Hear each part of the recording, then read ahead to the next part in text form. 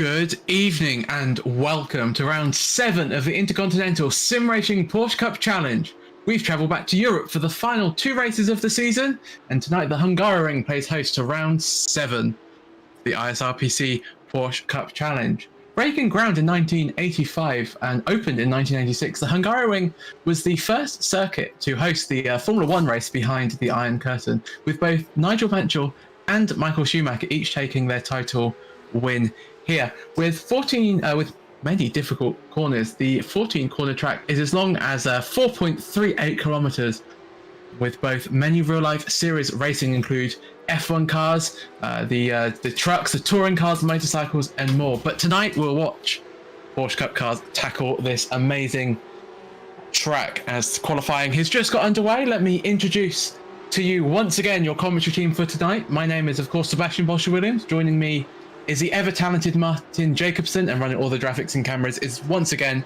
Vincent Evers. Good evening, Martin. It's always good to have you back.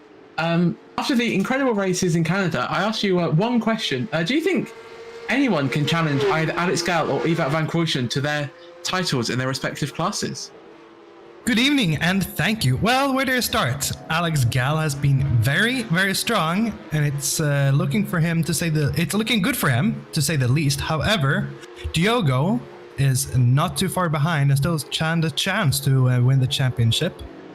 As for the AM class, there are still 4 who has a chance to take the win, but there is a lot to do if anyone wishes to beat Ewout, who's currently in the lead, the AM championship, because he has such a big gap in front. With also to play for, though, I am very excited for tonight's race. I am too, and of course, to add even more excitement to this race, it's the 40-minute variant, of course, with the mandatory pit stop, or the fuel-enforced pit stop, we should be calling it for this race, as I've heard that, at least before we had a few server issues, that one of the drivers was actually going to go without a pit stop, which is a little bit cheeky, but we've checked the regulations, and that's just about within them, so always looking for drivers to have quite the advantage, so we'll see. But as I was saying, we've had a few server issues, which meant that the race will now be under a rolling start rather than a standing start, so a little bit of different to the normal format. But anyway, the racing will hopefully still be the same. As we have a look at Neil's call, the number 15 Chicane Online racing car coming around the final corner here. So let's talk a little bit about the Hungaroring. I spoke a little bit about it in the introduction, but course, coming to iRacing very recently in the latest content updates. We have a look down into turn 1 at the moment. This long right-hander, as you look how much oversteer that Nils had on the entrance there, of course, locking the rear brakes there. No ABS in these cars, of course, so always very tricky to catch the or to get your braking right, and you have to catch the car quite nicely there. As we see Yannick Danish once again heading to the top of the times, a familiar name. David Glass will be a little bit thankful, I think, of actually. David was the one that was trying to get to the end on one pit stop. So I don't know if he'll be thanking us for the rolling start, but at least the rolling start meant that he doesn't have to deal with those tricky standing starts that he's had trouble with over the last few races. As we have a look at the brightly coloured Porsche Cup. What were you gonna say, Martin? Yeah, I was going to say that one of his biggest Achilles heels. I think it wasn't for those starts. I think David Glass would be even higher in the championship. He's currently at P3 in the AM standings, and I think it could have been in P2 and been challenging for P1 if it wasn't for those issues he's had. Such a shame for David, but currently second at the moment with we're riding board with P3 man Jan Vitvar in the number 23 JD Sim Racing car coming through. Final 2 parts of this corner, big moment there coming through turn 11 there as he heads down into turn 12, this tricky braking zone where we saw Max Verstappen, of course, go off in the wet to, I think it was 2020 race there. Oh, as he again touches the curves and gets ever so loose and backs out of that lap. That was quite a scrappy end to the lap, but he's still got another 10 minutes or so to improve his lap time, so all to play for at the moment. But as we have a look at our race, or our session leader at the moment, Yannick Danish in the 867 car. I haven't seen him for a few races. Always good to see him back as he comes through the final corner. He's up in both. I just lost out in the final sector there. He was bettering his lap Actually, no, I take it back. He goes fastest with a 1 minute 46.7. I think the graphics were having a little bit of an issue there. So we'll note that for future. So he extends his lead at the top of the timing boards, as we see Ewout van Krooijen, our AM championship leader at the moment. Where does he put that car? Up to 3rd place overall, 2nd in class. 3/100ths behind David Glass. So still can improve, still can take that position, and he can still start from where he would want to start, as Yannick goes very wide there. Have a look. I'm just going to very quickly check my timing stand to see who's yet to post a lap time in the session. Only one driver, Diogo Alberto, who we're just having a look at the moment, as we see him coming into this tricky little chicane here. Oh no, it's the turn 12 instead. It looked very similar there. So you come through turn 13, and you've got these two hairpins where the front tires will really dislike you through these two final corners. We saw a lot of issues on the entrance to this corner in Formula One and many different racing series. It's so easy to drop a wheel on the grass there and spin off. Very much a story of the Hungaroring. Very tricky track, very technical track, and one mistake can prove very costly around here. So the drivers will have to be extra cautious. The 40 minutes. We have a look again on board, and we can hopefully have a look at this whole lap as you see how much oversteer Diogo had on the exit of turn 1 there into turn 2. At the moment, getting very close to the apex, trying to make that as tight as he can to get the best run into turn 3 as he comes out of this corner and up the hill towards the astonishing turn 4 corner that's so fast. You have to be so late onto brakes to make the corner as he takes one gear. You have to say he's taking it a little bit cautiously at the moment, but takes a lot of curb. Always a dangerous game. Into turn 5 now, this long right-hander. Make sure that the car doesn't understeer too much, which it doesn't. The car looks nicely balanced at the moment into turn 6 and 7 respectively. So you've got the chicane here.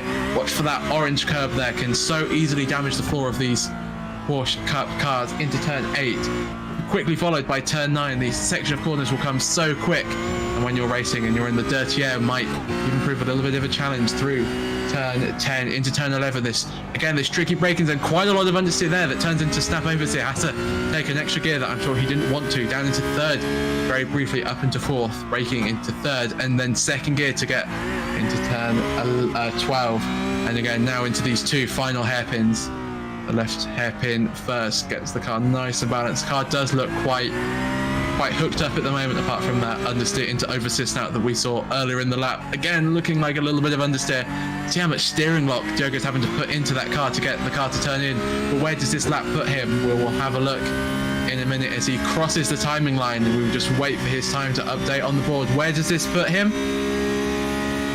Still waiting, and I think he must have got an off tracker somewhere on that lap, as it hasn't showed up. So a little bit of jeopardy for Diogo at the moment. Still with about 6 minutes to go, Martin. He hasn't got the lap, as we have a look and see what happened. Yeah, and I think he just had a slight off track there. So we will have to wait, and he will have to wish he put that time in, because Diogo he's still fighting for that championship, and I think maybe he's a bit under pressure, because we don't see Alex Galler tonight. So for Diogo, this is a big chance. It is, of course. He needs to score Alex Galler by quite a lot today, so getting the win would be a considerable boost to his championship. Considerable boost to his championship. Anyway, having a look at David Glass, he surprised me there just to see him in P2, and the only 6/10 behind the pro lead at the moment. Very, very decent showing from David Glass at the moment. Of course, been super consistent and a super great overtaker. So who knows what can happen if he gets a good start today. And with the rolling start, I hope it's for his sake almost a guarantee that he gets a good start, because he deserves a really good race. Again, just looking at the understeer that these Porsche Cups cars have, of course, not a lot of downforce, Martin, but even so, these drivers look like they're struggling quite a lot out here tonight.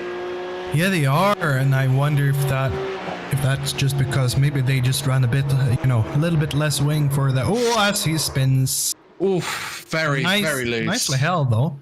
Yeah, if it's some wing, if it's a quali setup that is a bit more unstable, just to make sure they get the quicker lap time in, or if it's just what they have to do, because I maybe more. I think more and more starting to think about the points and the championship, and it's a bit of a risk versus reward with getting the setup and speed. So I think it's a bit play of everything, both qualifying setup and risk versus reward thing. I think that's a very good point there, Martin. Anyway, so we look back onto the action on track, qualifying, getting into its final few moments. Diogo actually has headed to the top of the timing board as he needed just a lap like that, and that's a perfect lap for him as we have a look at his blue number 18 Porsche Cup. Very distinctive, as always. We love, as commentators, the colourful cars. It always makes it a lot easier for us to spot them when they're at the top of the timing board. So really good lap from Diogo. He'll be able to get one, if not two, as he goes very wide, pushing as much as he can, and I'm pretty sure that would be a 1x there at least, and probably that was me probably coming into the pits for a change of race suit there. That was very hairy for Diogo there. Yeah, look again. Still pushing on, so I will see. It does look like he had an off track on my info screen, so I think that will be a lap not counting. So if he wants to be able to make another lap, he will really have to go fast now because the time is running. Is running out, as you rightly point out. Just looking at this track and how undulating and hilly it is, and if you've ever seen sort of some of the wider shots of the Hungaroring, it's very much in its own sort of dome. It's really an interesting racetrack, and it's so cool to see it in iRacing and see these Porsche Cup drivers tackling it tonight. As we again have a look at Diogo, looks like he backed off on that lap and hoping to go for his final flying lap at the moment, as we see Niels have a huge accident, and that's gonna maybe curtail Diogo Alberto's lap there. I think he just got away, but that's a huge accident for Niels Core there. He'll be hoping that he doesn't do that in the race, but that exit curb of turn 14 is super slippery, and we've seen many an incident there over the years in every different formula. As we see actually a little bit of racing going on at the moment. It's you've still got 2 more minutes, lads. I wouldn't start racing yet, but it's always good to see them prepping, and I wonder if the car behind wants a little bit of a slipstream. I'm sure that you'd want every little bit of advantage you can get, but of course if there's the car ahead, it's always a risky game. If the car ahead either has an issue or spins or just a bit slower than you through the technical sections, you can end up losing a time. But Jan really wants the advantage as much as he can get, and I guess David Glass is ahead of him in the timing stands at the moment, so it does make sense to follow him through this final lap to see if you can gain any sort of performance, or even simply just learning the lines and learning what the other guy's doing, and you can apply that to the race. Of course, the race is where all the points count, so as long as you can a good start. But we have a look at Jan and just love watching these guys drive these cars on the limit, as David actually hooks up there and goes off the track, so allows Jan to finish the lap. So you can gain some time through the final 2 corners here. He could be on for a little bit of an improvement, but Ewout van Kruijsen is not currently on track, so at the moment we will say that David Glass has got pole position, but Yannick Danic puts in a 1 minute 46.423 that takes pole position in overall and the pro classes. Jan Bitter actually moves up now to P3 overall, and that's a really good lap from him. The slipstream clearly worked for him. He's ahead of David Glass, who wants one more lap. Can he get the lap in? It all depends on how if iRacing allows him to finish his lap. Is Diogo Alberto doesn't improve on that final lap. He's about a 10th and a half slower than his previous lap, so he will, unless again he can get round, he will not be able to improve on his position. So we now just have to wait and see how long these drivers have to complete their laps, and they will be able to complete their laps. So anybody that's currently on the lap, and that's Diogo Alberto and David Glass, will be able to finish their lap. So as long as they can improve, they can still make up position. So we will be closely following their laps on the timing boards at the moment as we have a look at David Glass through the chicane of turns 6 and 7. This curb is so awful there because it can just bounce you straight into the grass and you're on a one-way trip to the barriers there. Or at the very least, you're going to be seeing who was behind you, and probably don't want to be doing that, especially during the middle of a race. I just love this section, this high speed on the edge, especially for these Porsche Cup cars.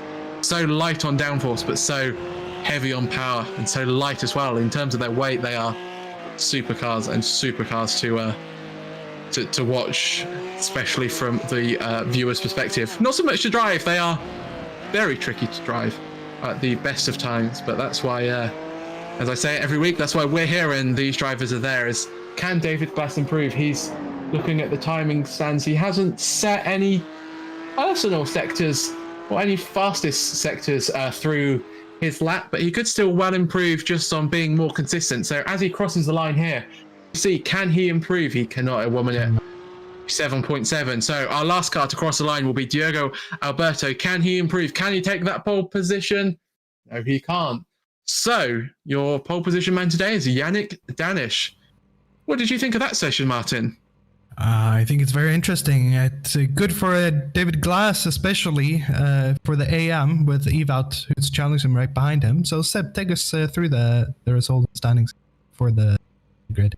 So your pole sitter is Yannick Danish with a 1 minute 46.423, followed by Diogo Alberto in the number 1827 Motorsports car, 2/10 off the leader. But of course, doesn't matter in the race. Everything's still to play for. Jan Vitar, after we saw that quite interesting strategy of gaining the slipstream from David Glass, will start P3.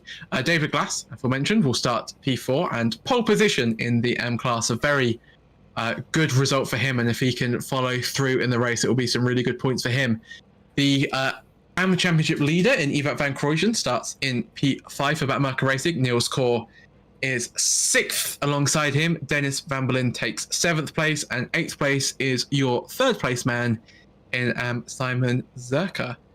So as the cars get ready for the lap, it looks like we won't actually have a full formation lap here. So watch out for David Glass to try and see if he can make it through the entire race. He'll have to do a lot of fuel saving, but always possible as we see all the cars now leave their spots and get ready now for the start of the race. And I cannot wait to see into turn 1. The drivers have been informed that they need to go when the green flag says and react to the car ahead. So we hope to not see any incidents on the start line. But as they come through turn 13 now, the safety car will pull off and Yannick Danish will become the pace setter. They will come 2 by 2 round the final corner, and we will get round 7 of the ISRPC Championship underway. And we now wait for the leader's discretion. He can go whenever he wants, and he has decided to go now, and that's a very good start from Jan Vitar there. Diogo Alberto was caught a little bit off guard there, so Yannick Danish is going to have to defend to the extreme inside, which he does. Diogo is now having a really good run back, so he's managed to catch the slipstream, and they're going to go 3 wide into turn 1 at the moment. Yannick Danish will take the lead.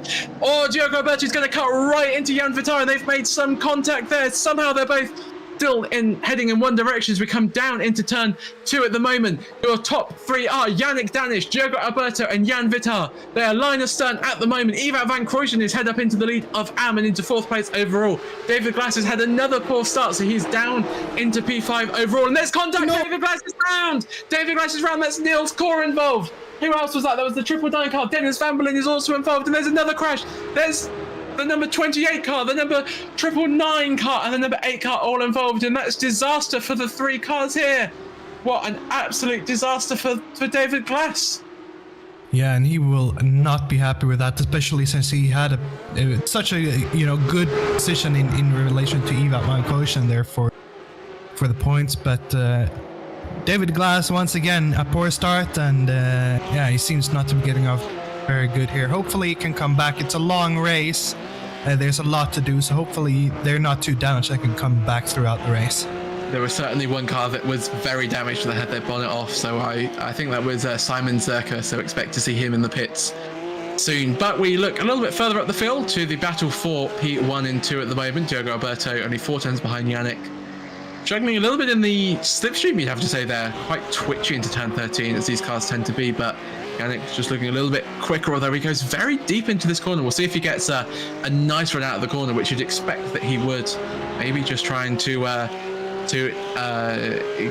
gain as much advantage on the straight, as the slipstream is super powerful in these cars, as their racing tends to be. But as you'll feel, and you can see David Glass in the distance there, it doesn't look like he has too much damage, so he might be able to come out, so we'll have to watch for him at the moment. Still good points. He's P2 in class, but always better to be in the lead, and especially considering that he needs as many points over Ewout if he even wants to think about the championship for this season, and that's a very sad looking Porsche, isn't it, Martin? Look at that. What a shame for Simon, and we haven't seen the replays of the incident yet, but how gutting it must be knowing that you've still got another 38 minutes of racing to complete. Yeah, I wonder how you really got to keep his own motivation up, because I know myself, it's so hard staying out there with a damaged car, and I hope he makes it. I hope he sticks around till the end just to try to get those, just to make the race till the finish. But yeah, it's difficult. It's really mentally difficult. It is. You are totally right.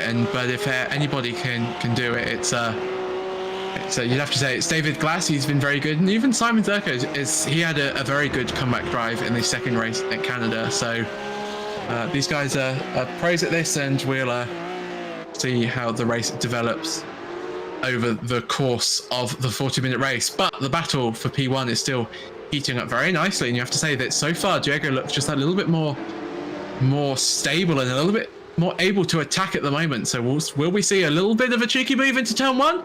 Well, there's only one way to find out, and that's at the end of this straight. But Diego gets a much better exit than Yannick out of the final corner. So they're now gaining as much as he can. Diego takes the fastest lap, a 10th quicker than Yannick. Doesn't mean a lot, but any little bit can help, especially when they're separated by 0.3 of a second. Jan Vitar is only 0.8 off Diego, so he's all to play for as well. If these boys start squabbling, Jan will be certainly there. Evout's fallen a little bit back, but you never know what could happen as we have a look into the braking zone of turn 2.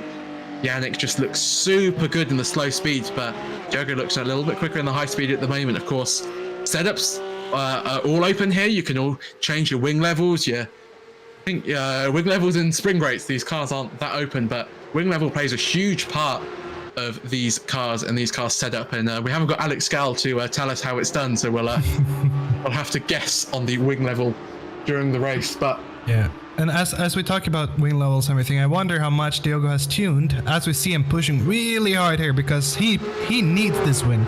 If he does not win today, I don't think he longer stands a chance at winning the championship. So he really needs to get this win. And he does. I think that's also why we see him pushing and fighting. Probably see him fighting so hard.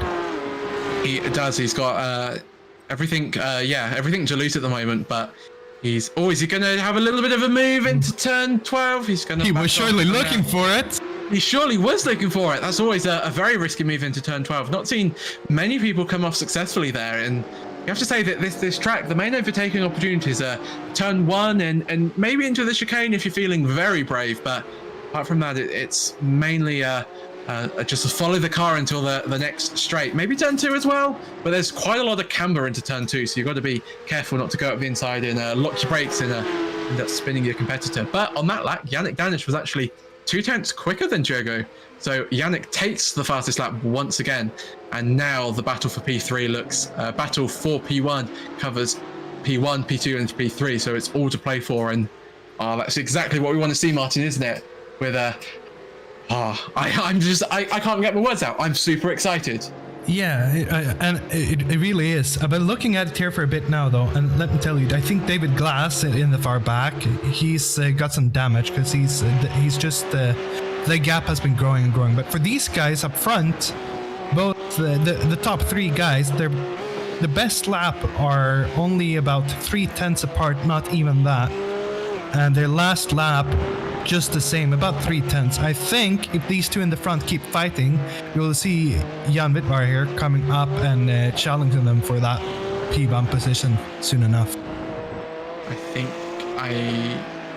that's a very good observation, Martin, and I certainly hope so. It's always good to see people racing at the front. Just looked at my timing screen to unfortunately see Simon Zerka pull into the pits. Of course, we saw that car heavily damaged, so maybe he's going to take some repairs and chance it. But look at that very sad car there. Yeah, I mean, I think we should be lucky considering how this season has been, the racing and how little incidents we had. I'm sorry for Simon to say it, but I think this is one of those that we can afford. You know, we're lucky to not have had more incidents this series, and I'm very proud of our drivers for that, because this is, I don't think I've ever seen a car this damaged this season. And yeah, it really sucks for Simon, but also I think we should be lucky that it's only Simon. It could have been much worse. Certainly, and not necessarily. Oh, as we see a move here, Niels Kor down the inside of Ewout van Krooijen. Will Ewout defend? He will not. He lets him go through, of course. Niels is not in the race for, not in Ewout's race. Ewout is looking for the AM victory, so we'll play it safe. Will he ever? No, he's going to stick it down the inside of turn 2. We'll take the tight line. So easy to lock up and go into the other car. He's going to push him wide. They're still side by side as he now come through to turn 3 and up the hill towards turn 4. Niels goes very wide on the exit there. We'll give Ewout a great chance. He's going to pull into the slipstream. Will he have a little cheeky move into turn 4? He will not at the moment. So Niels Kor will keep that position as they go through turn 5. Ewout still wants to have a look. He's going to go round the outside, try the NASCAR line through there, try and get round the outside and build up as much exit speed as possible. And when all that was going on, Seb, we have had David Glass to enter the pit lane and exit out again, I believe. And Simon Circa also exit the pit lane, so both of them are out on track again. Interesting, and the battle for P1 is also heating up. Everything's happening on lap 5 here at the Hungaroring, as we see the battle for the lead heating up even more. There is nothing between P1 and P2 at the moment. Yannick is trying everything he can to keep Diogo behind him, but at the moment he still is managing to. Will Diogo have a look at the inside of 13? No, he won't. He just needs to follow him now. Follow him through 13, follow him through the right-hander of 14 and get the best exit he can possibly muster onto the straight to get as much of a chance into turn 1. And you see Diogo going a little bit slower into the corner to get that better run out, but he gets sideways on the exit, and that scuppered his attempt now as he comes down the pit straight. Yannick will be thanking Diogo for just getting that little bit of a moment there, which allows Yannick just to possibly keep the lead for at least one more corner. But the straight of turn 2 is coming up very quickly. Who gets the better exit here? You have to say Diogo did. Yannick looks a little bit squirrely on exit there, but I think Diogo's a little bit too far behind. Yannick Danish has once again survived another assault from Diogo, and unless that Diogo is feeling very adventurous, I think we'll be the same in the same order until the next lap. But Diogo is looking much quicker through the exit of turn 3 there. Will he try around the outside of turn 4? No, he won't. He's just going to lift off a little bit, make Yannick maybe push a little bit too much into the corner. Diogo is so close coming through 4. Both of us, I think, winced at our screens there as we thought a collision was inevitable there. But somehow, I keep on saying somehow, but somehow they didn't make any contact there. Yeah, and that is very well done by Diogo to keeping it up. But behind him now, look at Jan Bitvar. He is right there, and he will probably just be wishing for these guys to keep on fighting because he's closing that gap down. He is indeed. He'll be involved in this fight in a lap or 2 if they keep on fighting as closely as they are at the moment. Will we see a move into turn 12? Diogo very wide, catching the curb, beaching the car on the curbs there, and having to go a little bit of a not an optimal route, I think they would call that. So off tracks are going to be a bit of an issue here, as we've actually seen Yannick Danish picking up. I don't think he's maybe. So of course we've got an incident limit of 17 here. No incidents yet. I think a warning is a drive-through, so that could all come into play. And just a little bit of an update for you. Niels Kor is up to 11 incidents, with David Glass on 6th and Yannick Danish on 5. So my timing screens are a little bit askew there, but and Niels Kor will have to really keep an eye on those because, you know, a penalty in this race, that's a big amount of time lost. It is a huge amount of time lost. You are very right, and I think everybody's going to have to be careful. And we saw that Red Bull Ring was a battle of incident points, and even a few drivers getting disqualified. So it'll be disappointing to see no disqualifications today. But yeah, it's another new track, which means that the drivers aren't necessarily as experienced with the track limits as maybe some of the older tracks like Spa. I think everybody knows the track limits of Spa by now, especially if you've been on iRacing for a few years. But back to the action, these two. Yeah, and I'm wondering here, Seb, looking at it, while these guys are not fighting, look at the gap they built to Jan Witt right now. It's almost 2 seconds. And now I wonder, if I was Diogo, I would think, okay, let's work together for a while, pick a bigger gap, then we can afford to fight. I wonder, do you think they think about that as well, or is it just hard racing from now till the end? I I'm gonna play the very boring answer there, Martin. I think it very much depends on what type of driver. I know that I've been in situations when, yeah, you do just want to get a good gap to the guy behind before you start fighting, but at the same time, the P1 always looks very good next to your name. As we see Diogo having a great exit out of 13. Is he going to stick it down the inside of 14? Yes, he is. They're side by side. He's got to be so careful not to make contact. Again, they somehow managed to not touch, but they are now just keeping... As anyways, we head down the straight. Diogo is going to move to the inside. Yannick will have to defend, but he's a little bit late to the defensive there. Will this be a mistake on Yannick's part to not defend? Yannick will take the extreme outside line. Diogo's taken the lead. Yannick will get a much better exit out of turn 1 into turn 2, but I think Yannick's taken such an extreme line around turn 1 that he won't be able to get the cutback on Diogo. So Diogo will now lead the race. He's taken the lead. Yannick is down to second, and he'll be a little bit upset with himself there. He really should have defended, or at least not taken such an extreme line around turn 1 there.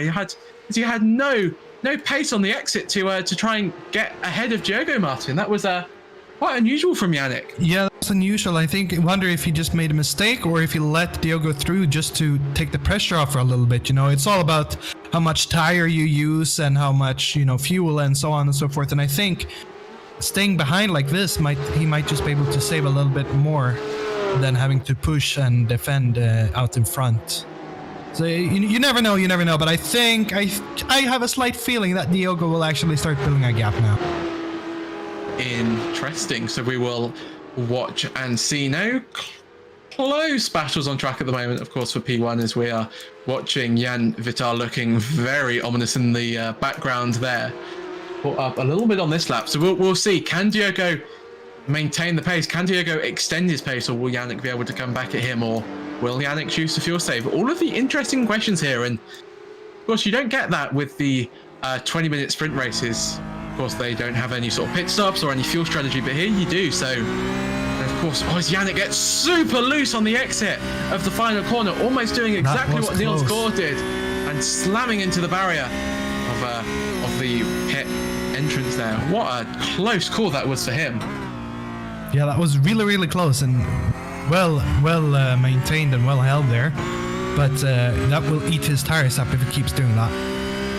It will indeed. Of course, tires are quite a consideration in these cars, and they can get super hot. Thermal degradation is super high in these cars. Thermal degradation is more of the temperatures going through the roof than the actual wear on the tires coming down, and always have to be thoughtful in these cars, especially with their no traction control or ABS. It's so easy just to superheat one of the tires and then you're struggling for laps. As you see how much braking force goes into the rear axle of these cars, as you had to look at Yannick Danis's rear brake disc there and how glowing hot they were.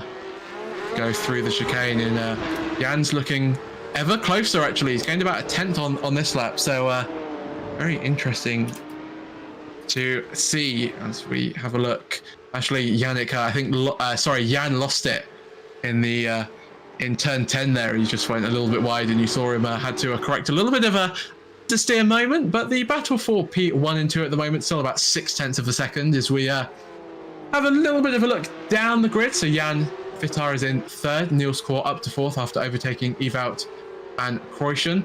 Dennis Van Berlin is in 6th, involved in that start accident. He's 16 seconds off Ewout and lapping around about 0.4 of a lap slower than Ewout. So clearly got a little bit of damage for Dennis. David Glass is taking his pit stop, so he does not have to stop again in this race. Let me tell you while talking about Ewout, if my calculations, and I say if, are correct and Ewout win this today, I think he also wins the AM Championship. That's a very interesting. I will have to double check it, but I'm fairly certain. So for Ewout at the moment, it's looking very good. It's really interesting. Of course, still got 2 races to go within this season. So to wrap it up early would be super interesting. And a super dominant display from Ewout, of course, racing season 1, one of the few drivers that actually have raced in both seasons. Niels Gore is another one that comes to mind. Will Money, another one that raced in both season 1 and season 2. So Evout, a good progression from season 1 to season 2, and to take that championship would be excellent for him. But of course, he's still got about another 23 minutes of racing to go. Anything can happen, and especially with his main championship rival David Glass, one place behind him, he can so easily end up with no points here today, and a very disappointing race. But at the moment, Evout's doing very well, very close to Neil's score at the moment. We saw Niels getting past Evout earlier on in this race, but Evout now coming back at him a little bit. So maybe this will be a battle that with this going on, David Glass is about half a lap behind, but he is quicker the past few laps. I don't think he might be quick enough at the moment, but if there's a mistake from Evout, I think David Glass would be right there. So it's not over. It's far from over for the two of them at the moment. Far from over for anybody on the grid at the moment. David Glass, he looks very far off at the moment, and he was involved in that incident. It turned 3 on the first lap, spun around, I think. I don't know by who, but there was a lot of cars involved in that incident there. But he's taken his pit stop, and he doesn't have to stop again. Meanwhile, he won through to 6th due, so very interesting as we can actually have a look at the contact there, and that's the 999 car, I think, of diving down the inside of turn 3 that just sends David Glass into a spin, and then Dennis has another tap there. So that's 2 damage, 2 quite substantial hits for David Glass there. I'm surprised that he managed to keep racing, and his pace is actually very good. And then Dennis is still out of control. He just tags Simon, an innocent bystander in that instance. Such a shame there, Martin, isn't it, for Simon? Another unlucky break for him. Yeah, really a shame. It happens. It's racing, and it's bound to happen every now and then, sadly. As we have a look at a little bit of a cool little replay of turn 1, we have a look again at this incident, and so that is a little bit of netcode, I almost think, and that's the 999 car of Dennis Van Balen tagging him there. I think for me, it looked like there might have been some netcode, unfortunately. I think the stewards will have a look. Stewards will have a look at it after the race as well.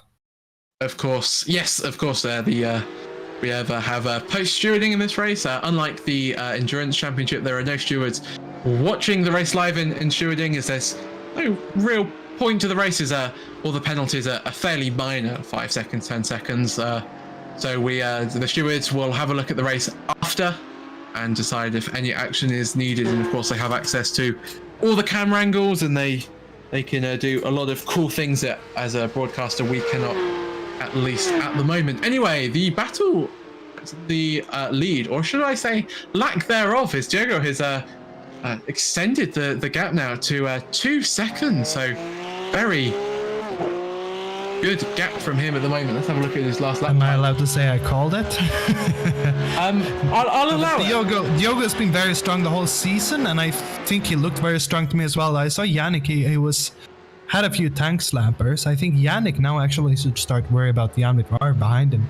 He's not that much closer than before, but he is closing in. So I think the battle for P2 is more likely to be seen than battle for P1 again. I think it will. Interestingly, I've just noticed, so David Glass is stopped. We saw that when he was in the pit, so he's stopped. He was only stationary for 5 seconds. Now, I still think he's going to go for his fuel saving strategy.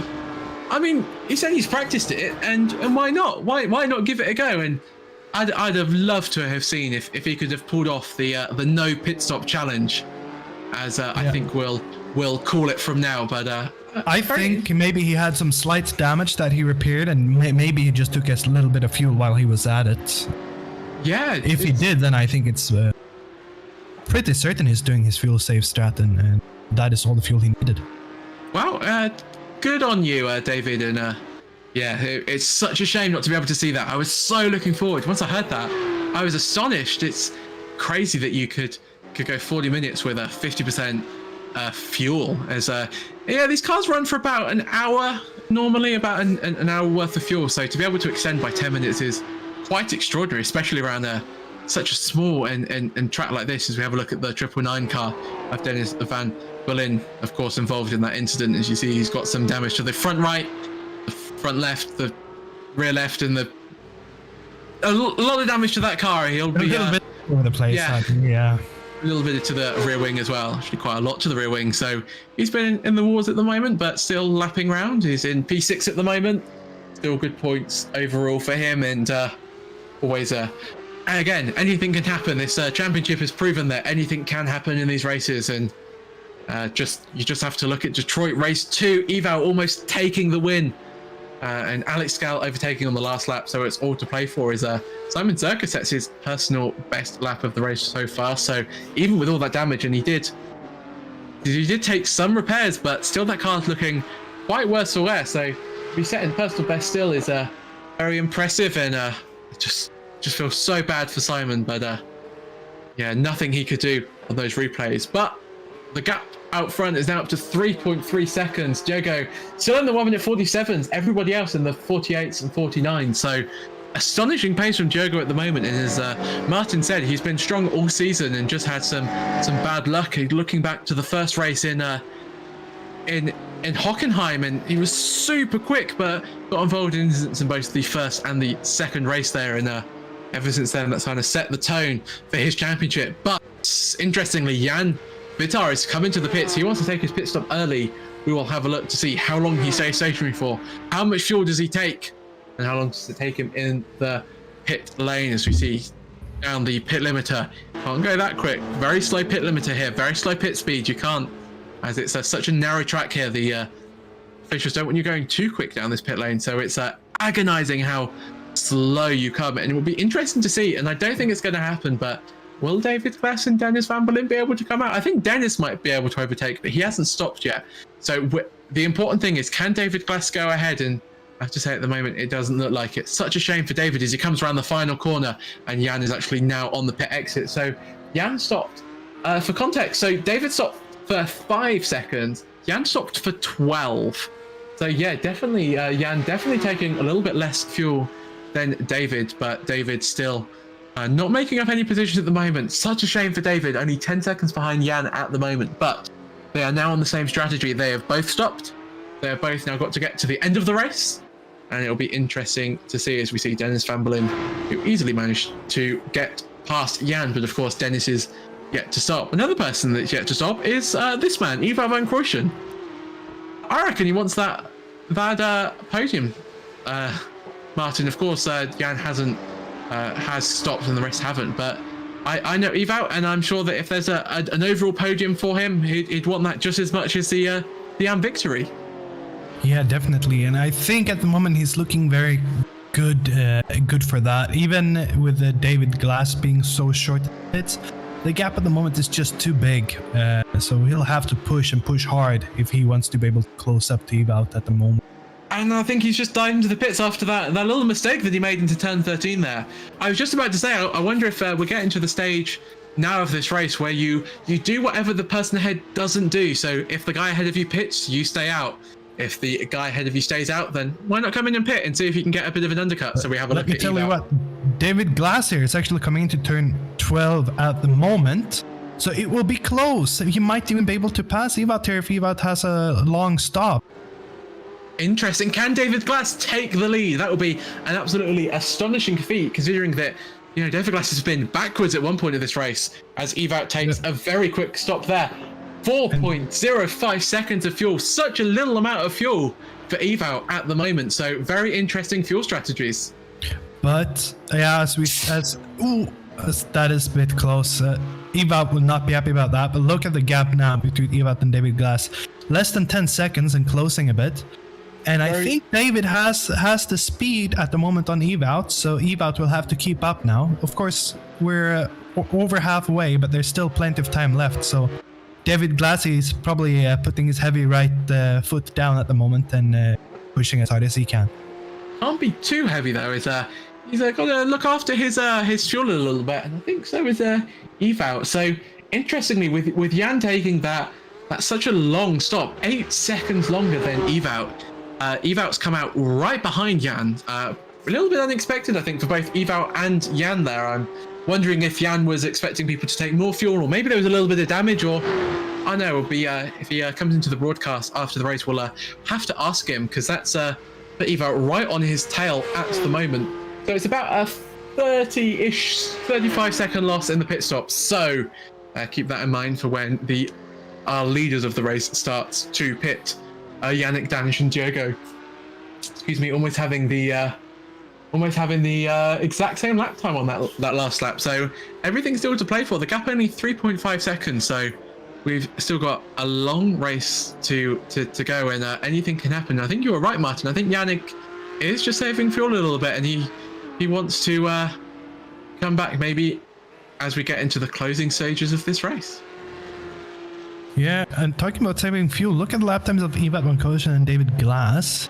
David is actually closing quite a bit now, so he's closed about 3/10 this past lap, and keep coming on down. So Evat probably will start to feel a bit pressure soon. Is the race long enough for David Glass though? I don't know. I just don't know, and I don't think so. But it's all he has all to win at the moment, and I think he will try his best. I think if there's anybody on this grid that would have an 8-second gap and I would think that he could do it, it would 100% be David Glass. We have seen him come through the field in some absolutely stellar drives. We see Evout, a little bit of a weave there. I wonder if his cat has got a little bit involved in the racing action. Of course, what more hazards what different hazards than real life motorsport? Maybe you don't get hurt in a crash, but cats are certainly a big problem. Especially in my house, and I know that Evout has been attacked by a few cats before, so that might explain the weave. We'll talking about hazards, a fun fact for you: the two drivers that have the most incident points, 13 at the moment, is the two COR drivers, so Chicane Online Racing. Both of them, that's Niels Kaur and Dennis Van Balen, 13 incident. Naughty boys, both of them. So interesting. Will they have to start managing, or are they just going to take a drive-through if they have to? Of course, I will do some research, and it is so. This car, I'm just looking at the track limits. iRacing have tried to increase and to increase knowledge around the track limits of circuits, and they now include some really helpful guides. So if on the new tracks you can have a look, which I always really like about the iRacing system. So good job to them, and so I'm sure that these drivers have had a look, but it's always so hard to remember all of these intricacies around track limits and where you can use the curbs, where you can't. I remember watching, I think I just, before my first ever Le Mans race, a 24-hour, just like having to get it in my head, like you can't go here, and I had to remember. So difficult. I really like that purple effect in the third place Niels Kaur car there. Very nice purple in there. Niels is absolutely on the limit, making corrections left, right, and center there, but still giving it plenty of power down into turn 12 at the moment. But super on. Will we see him pit in a minute? Have a look at David Glass and Evout. Last lap times were pretty much identical, so very interesting there. So we'll have to keep an eye on that at the moment. Of course, David has been out of the pits a little bit longer, so Evout might have just had to get his tyres a little bit up to temperature again, but we'll see it again. Niels Kaur's absolutely snapping at the wheel there. Super difficult to get the power down as he heads onto the straight. See how bumpy this circuit is, how much head movement there is, how much body roll there is as he heads into turn 1 again. Let's have a look on the exit. A little bit of a front lock there. You saw that hesitation of the turn in there, and a little bit of an oversteer for a good measure on the exit. They head down the hill now towards turn 2. We'll have a look off board, and let's see how much Niels is struggling at the moment. His lap times are really good though at the moment. Only 2/10 off P2 man Yannick Danish, so very admirable at the moment, but super wide there. So really pushing the limits. Let's have a look at the lap time. So your P3 man, at least in theory, is Jan Vitaly, who has already made the pit stop. He is doing about 1 minute 48.6s. Last lap, Yannick Danish did a 1 minute 48.5. So not really, he's not really catching, but not really losing time at the moment. So quite an interesting strategy, maybe hoping for the slightly hotter tyres and slightly more dialed into the higher fuel to maybe even mount a charge on Yannick and you never know, even Diogo at the end of the race. It's all to play for, but we're now heading into the last 8 minutes of the race. This race has absolutely flown by. Not as much action as the Red Bull Ring 40-minute race, but just as much strategy and intrigue as Red Bull Ring, and it's always good to see, and that's why I absolutely adore these 40-minute races. It's such an interesting difference to the other format, the main format, as we will call it. As your race leader, Diogo Alberto, heads into the pit lane, Yannick Danish will continue around for at least one more lap. Let's have a look at Diogo. Let's have a look at his stops. Does he stop on his marks? All of these matter. You've got to stop on your marks. You've got to not get a speeding penalty. There's lots of things to consider as you come into the pits, and it adds a little bit more jeopardy. And I mean, this championship doesn't need more jeopardy. It's had quite a lot already, but we will. That's a short stop. That's a very short stop. 3.6 seconds. We're almost rivaling Formula One pit stops times at the moment. And incredibly short stop there. So maybe he doesn't need much fuel at all. Very interesting. And of course, Yannick Danish won't necessarily have this information to hand unless he's running loads of information on the screen. So will Yannick pit? I mean, if he's only taken 3 seconds of fuel, can Yannick make it to the end of the race on no stops? Oh, this is heating up in the final 6.5 minutes of this race, Martin. Yeah, and I'm sitting and thinking about the same thing. We have both Yannick and I think Nils Kor has not stopped either. And I wonder, are these guys running for the series stop of the series? So both Yannick Danish, Nils Kor, and Dennis Van Balen has not stopped. And yeah, they might just try to make it till the end without any stops, but that will be difficult and it's a big risk. It is a big risk, but if you're somebody, especially if you're somebody like Nils Kor in second, why not give it a go? You've got, you weren't necessarily in the battle for the lead, at least on pace, so why not? As I think Yannick Danish is going to pit. No, he's not. He's going to have another lap. He wants to lead at least one more lap through turn 19. Let's have a little bit of a listen as we head down towards turn 1, and let's see, is there any lifting coasting going on here, or is he just using up as much fuel? So we'll just go quiet and let you listen. That's a big lift, Martin. That's a very big lift, Sab. Oh, yeah, we're excited he now. is saving fuel. But that is, as you said, why not? I was thinking, well, to finish first you have to finish, right? So he is. This is interesting. Hearing that lift, it put a big smile on my face because this is strategy and tactics, and it's nice to see these guys. What I like, they don't just show up and drive. They practice, they test their strategies. The whole week they try and they dial in their setups. They work out. What should we do to make it be quicker or more stable? And then they do this fuel saving. And for these longer races, they really do check, they do their stints and say, oh, I used this much fuel, I can last this long and so forth. So I think they said, there was David Glass who said in our drivers briefing that he could do a full 30 minutes with 0.2 laps left in the tank. And he was a bit worried with the rolling starting a bit further back. So it's so interesting because it's a higher level of racing than I'm certainly self ever. Oh, me too. It's incredible how much time that they put into this free league. We have to remember that this is free to join league, and it's you normally sort of expect with a free league people just turn up, but the amount of practice and strategy that people put into this race is super awesome to see. So if we think that Yannick Danish isn't gonna stop again, he has to. I mean, you have to say that Diogo's not gonna 17 seconds at least. So Yannick's doing about a 1 minute 47.4 the last lap. No, sorry, a 1 minute 49.6, and I'll update you when Diogo crosses the line. So I don't think Diogo will necessarily catch. Definitely Yannick. Maybe he might not catch Niels, but he might do until the end of the race. But it's whether that those top two can come into the pits, as we see Dennis Van Balen clearly not being able to make it to the pits. So he will come in and stop. So Jan Vittar will go up to P4. He has 20-second gap to P3 up ahead. So he will not be on the podium unless either Nils Kor or Yannick Danish pits. Actually, I think that he's got to hope that Niels Core pits. I think Yannick is just a little bit too far ahead. David Glass, on the other hand, is rapidly caught Evat Van Quoten. Up to the gap is now 6 seconds. I think it's still a little bit too far, but as we're seeing up the front, it's still all to play for at the moment. Martin, do you think Yannick can do it? I think he can. I think he is looking at the numbers, and I think he's smiling.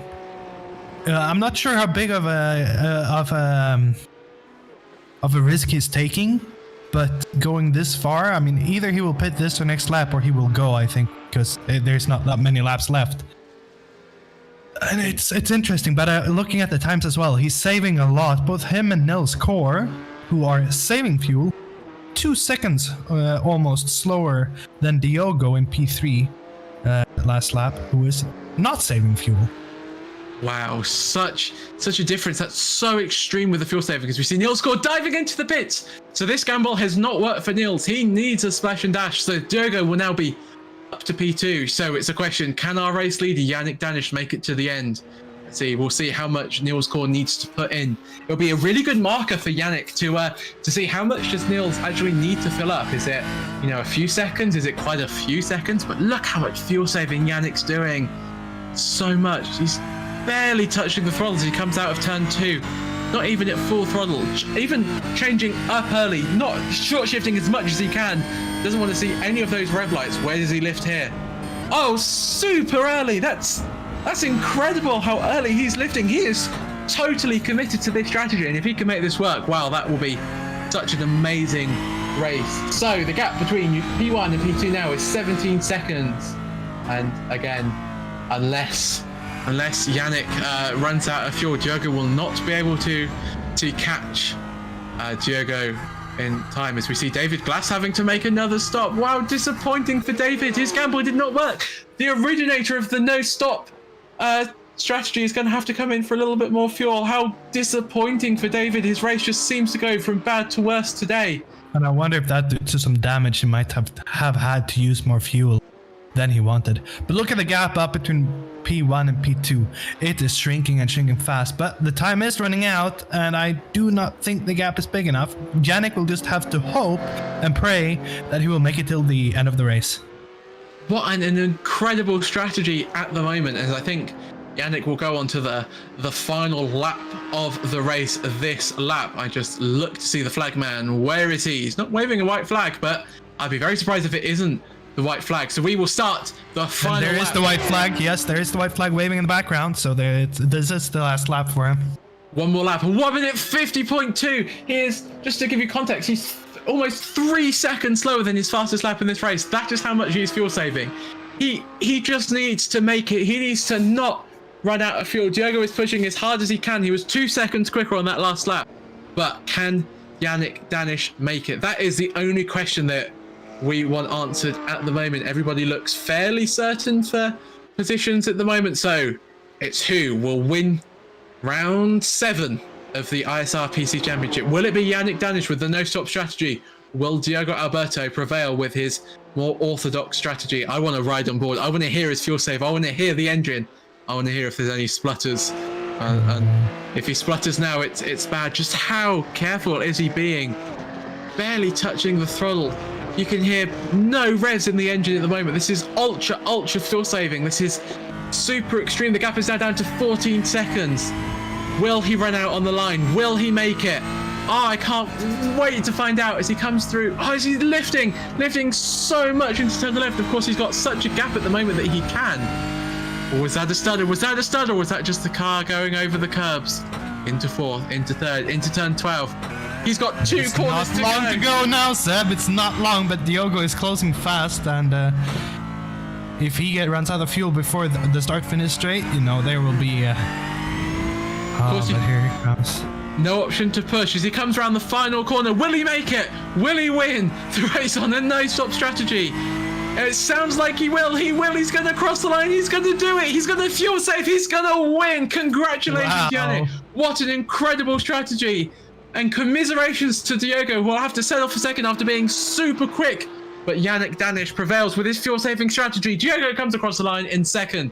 Jan Vittar will come across the line in third in about 20 seconds time as he goes super wide there, using all of the track.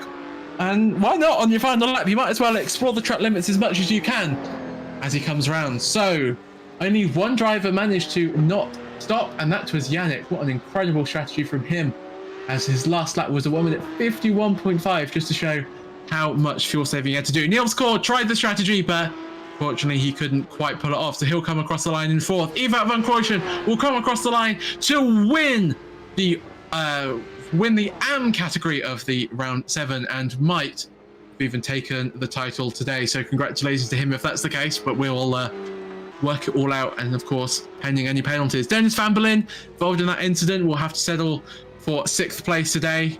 He seems fairly content with that. A good recovery drive from him.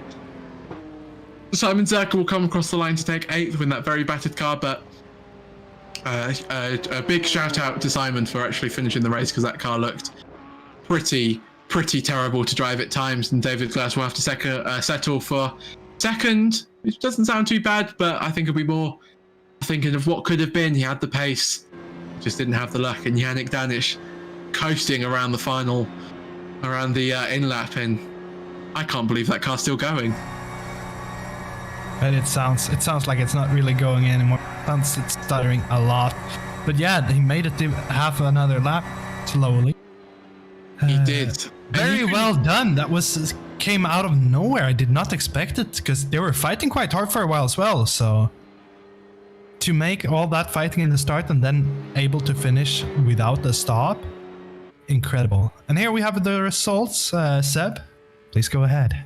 So your results today: Yannick Danish wins by 12.8 seconds over Diogo Alberto. Yannick, of course, doing that no-stop strategy. Diogo in 2nd, Jan is in 3rd, Niels Kor comes in 4th, Ewout van Kroijsen wins in AM, Dennis van Berlin is 6th overall, David Glass is 2nd in class, Simon Zerker will come in 3rd overall. And after that thrilling race, I'm exhausted. What an absolutely amazing race. And we have Jan Vitar in the waiting room. Should we bring him in for a little chat? Absolutely, we should.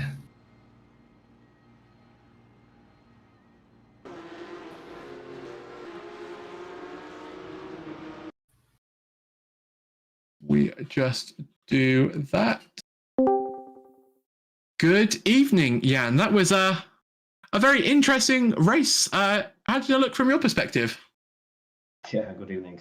Very good race, very good race. A little bit of pace, so guys on top, but I had to think about a different strategy, so I tried, but 3rd place as it is, so happy. Yeah, were you a bit worried when you saw the top 2 going for the trying to extend the fuel, or did you always think that the taking fuel was the best strategy? I know from the practice that guys are pretty quick, so I had to do something different, and I tried to be light on fuel and hope that maybe the fight will be possible, but definitely not this time.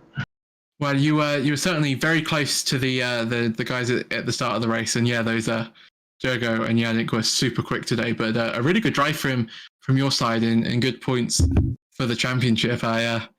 I think you did a really good job to stay cool, because I know that if I'd have been in that situation and knowing that the top 2 hadn't have pitted, I'd have been freaking out a little bit and making loads of mistakes. So a good job. So that's why you had to stop longer in the box then, is because you took less fuel at the start? Yeah, exactly.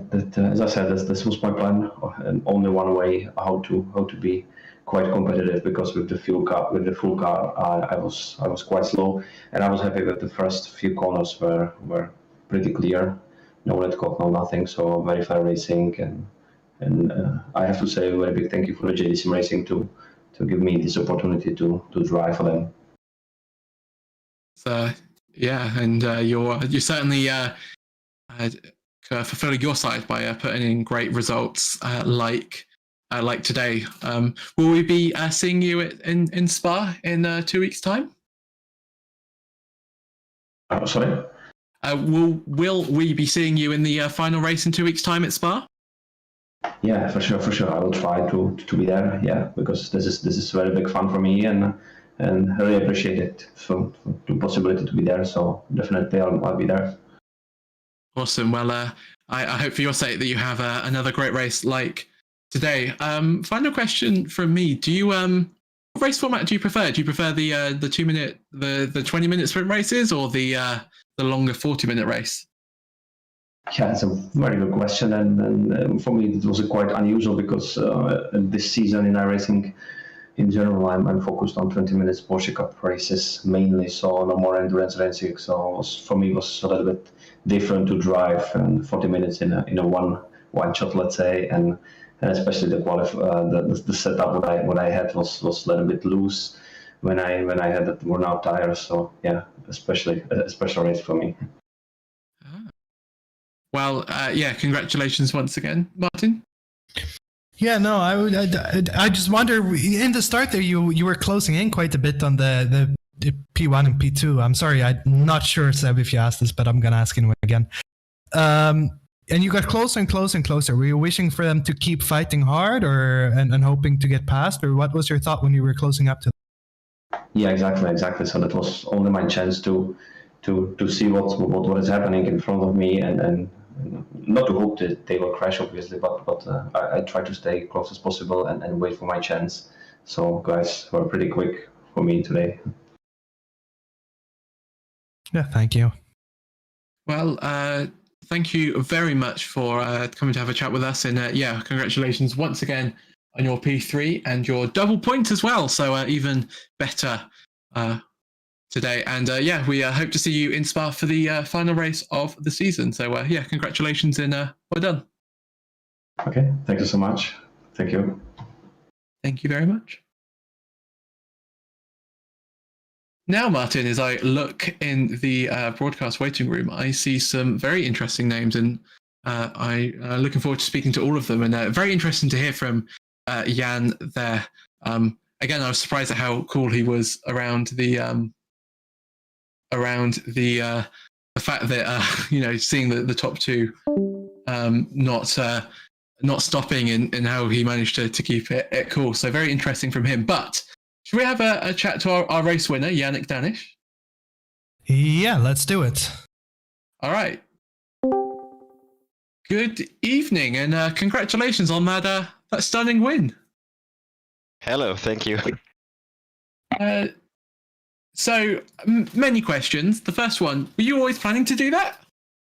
No, I realized after 10 laps or so that I was too slow today because I had no time to practice and I'm also sick. And then I started to drive a little bit slower and realized that it could be possible to do one stop. And it worked out.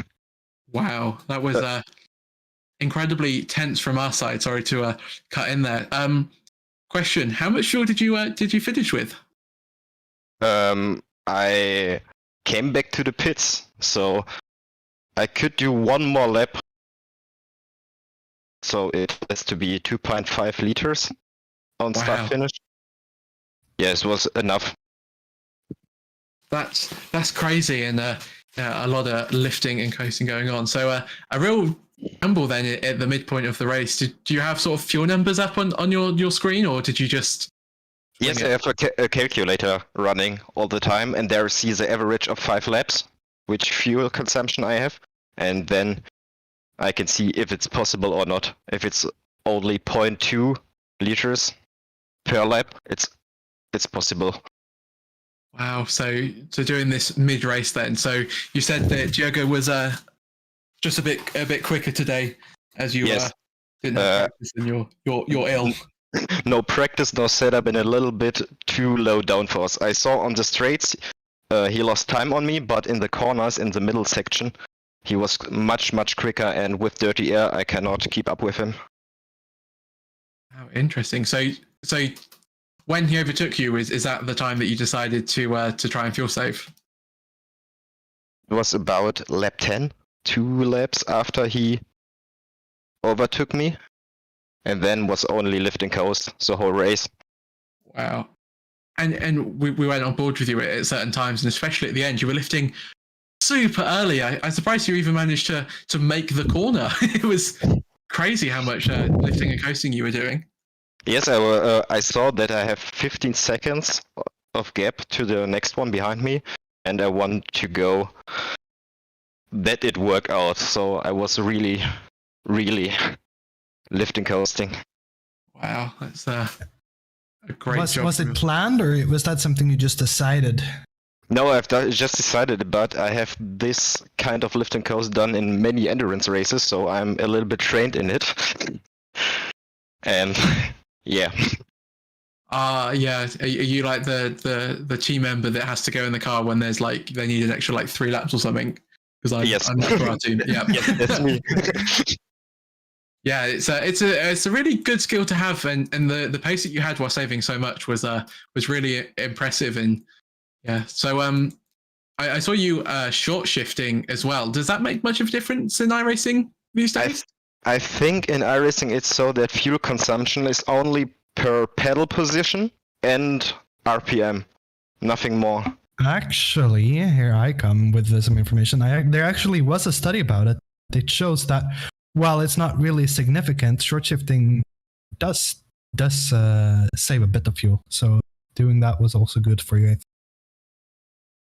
Very interesting. It's always interesting that there has to be studies done into different parts of iRacing. But that was a really convincing win for you, Yannick. And yeah, congratulations.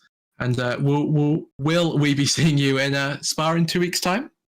Thank you, and I hope so. Yeah. Well, I hope you feel better because yeah, it's never nice to be racing when you're not feeling 100%. Yes. So get some rest and have a great weekend. And yeah, congratulations on your win once again. Thank you. Have a great week too. Thank you very much.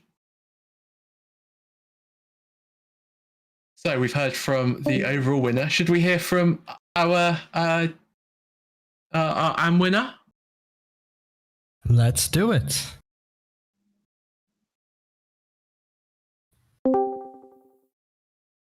Good evening. Hello. That was interesting. Before we start chatting, please can you remember to not swear, unlike last time? Mm-hmm. How was that race? Sorry. I was just here to collect my championship, and I did it. So. Yeah, because I mentioned it, and if my calculations are correct, there's no one else who can take it from you now, right? Nope. Unless the stewards has something to say, but it looked like a very clean and a very nice race for you. Just you on your lonesome, you didn't fight too much with others, right? No, it's just about to collect points. It's just letting by other people who were faster, and I was fast either way, so no point to fight. So when you saw David Glass outqualify you and start ahead of you, were you worried, or did you think you had better race pace than him? I was excited to fight with him.